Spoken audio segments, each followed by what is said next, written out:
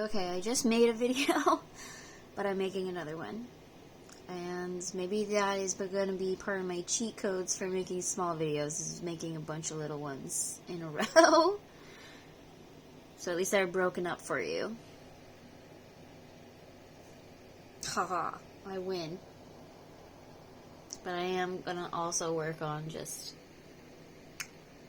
not getting carried away. But, okay, so this just occurred to me again, but I thought it was funny, and I thought it was shareable, maybe if it could help somebody, including myself, but basically, so I just did something really stupid, and I still just can't believe I did it, and it's just so embarrassing. It's just so embarrassing, but that's okay, because, so, like, I write little, I don't know if you could call them poems. They're very stream of conscious, like, whatever pops into my head, I just write it down. And they're often, like, they often coincide with whatever music I'm listening to at the moment. So they'll have, like, sometimes I'll have a rhythm in my head or something. And, you know, the other day I was listening to Ethel Cain's new album. And if you know anything about Ethel Cain, she is just, like, very ethereal music, you know? I was telling my friend it's, like, very Pisces almost. And this newest album, it's called Perverts, I think. It's really good, but it's just extra trippy. I told my friend it sounds like you're listening to ghosts. Like, literally, that's what the album sounds like. It's very ghostly. And then so I write this really trippy thing. And a lot of her music is also, like, kind of very, like, sexual. But not in, like, your typical, like, lustful sex way. It's, I feel like, a lot tied to, like, her finding her sexual identity, you know, probably as a transgender artist, but also just, you know, I don't want, like, I resent the clinging to labels that seems to be a struggle in the world right now, but yeah, it's also just, like, thought-provoking, but it is sexual. Like, she'll literally have, like, background noises of, like, I don't know, it's like ghost sex. It's hard to describe. It's just so, and it'll be, like, minutes. That's definitely some artist that did not care how, like, much time she took. If it's a 7-minute song with 2 minutes of just whispers, fine, fuck it, and I love that. But even like, my patience to get through the album was having a hard time, because they really do end up being, like, 7-minute songs with a lot of just, like, weird ghost sounds in the background. So then I write this super weird thing, and I am a very lazy person sometimes. I'm very good at procrastinating. Especially if it's something, like, very simple, I just won't do it. I'll just keep putting it off. And one of those things is I normally write stuff on my phone on, like, a notepad app. And then recently I just haven't, like, downloaded another notepad app for this new phone. It's actually an old phone that I got, but whatever. It's, yeah. And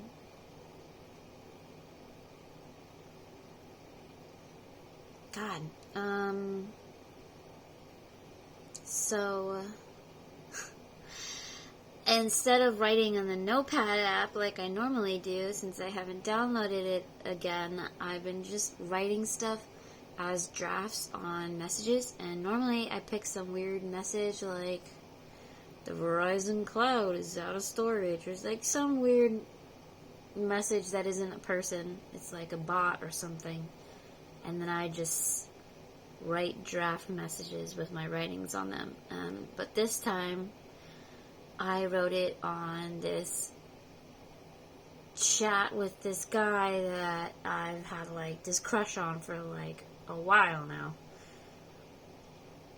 Although it's really been in the back burner for like ever now. Like, I mean, I know I'll never be over it in a way because like I just think they are brilliant, but I don't know if brilliant's the word, but they're very dynamic, I guess. But and I did that too, and like in my mind as I was doing that, I was like, you shouldn't do this, because what if, you know, it actually accidentally gets sent? But then I was like, nah, I wouldn't be that dumb to do that. There's no way I would let that happen. Not even on accident. Which doesn't make sense. And in a way I felt like it was like making it more thought-provoking and like dynamic for me to write it on there. Like it was just like making it more like powerful and weird, just writing it as a draft on this message chat with this guy. I don't know if I'm going to just caption with the writing, but maybe I should for context. But basically, and I write a lot of cringy shit, but this is really, it's very cringy. It's up there on lists of, and of course, obviously, surprise ending here, if I can wrap it up. Yeah, so it was such a weird moment where I was just stressed and scrambled, and then dropped my phone in my car, and then lo and behold, I sent it. And yeah, I still can't believe I sent it. This is like someone I have this huge secret, but it's not that secret, crush.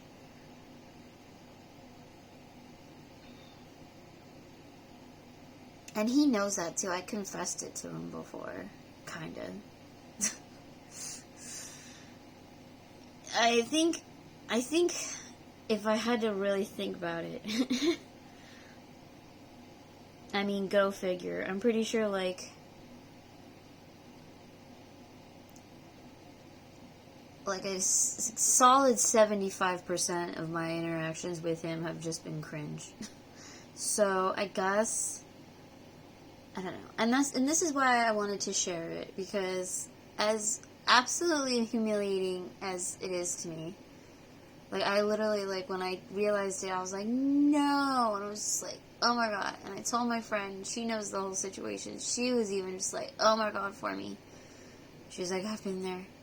And I don't know, like, what I want to say is that there is something kind of very liberating in doing something like that, just that goddamn awful to you, you know?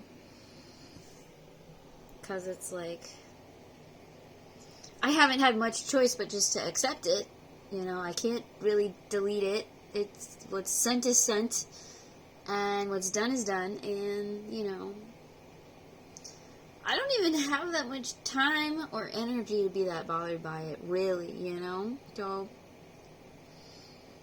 I've somehow kind of just gotten over it. And I'm not really over it, but in a way I am, because it's just like, well, what am I going to do? And, well, so be it. And whatever. And you know what? He hasn't said anything back, and he probably won't, because he hasn't said anything back to the last thing I said. And that's very typical of him. And that's kind of just whatever. And so what? so what? And that's liberating, because it's just like, but it's also like, whatever. Whatever, the most embarrassing thing in the world that you can think of, whatever.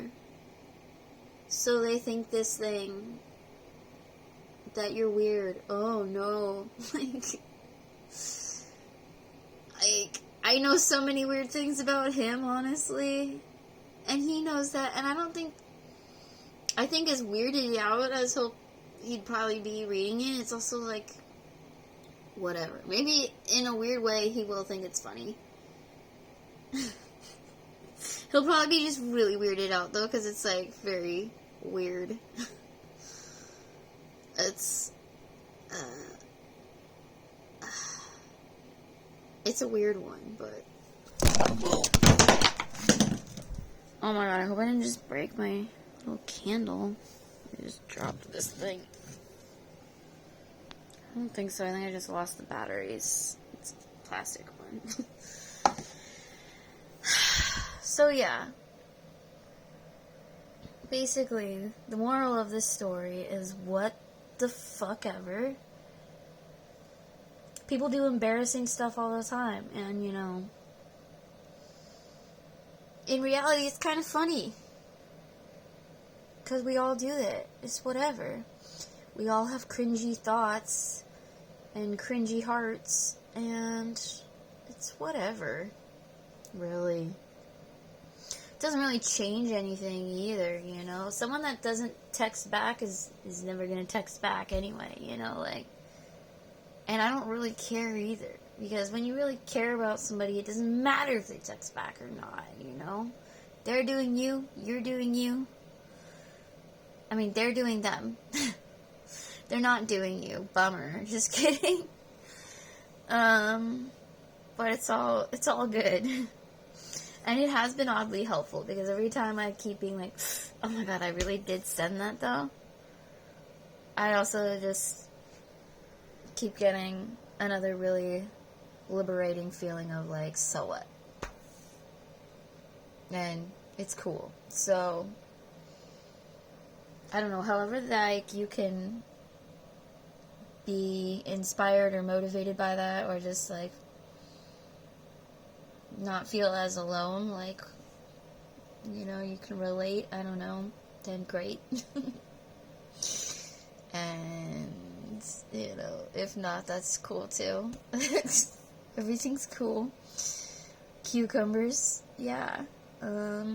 That's it, that's the story. I'll keep it as short as I can. Ha ha ha.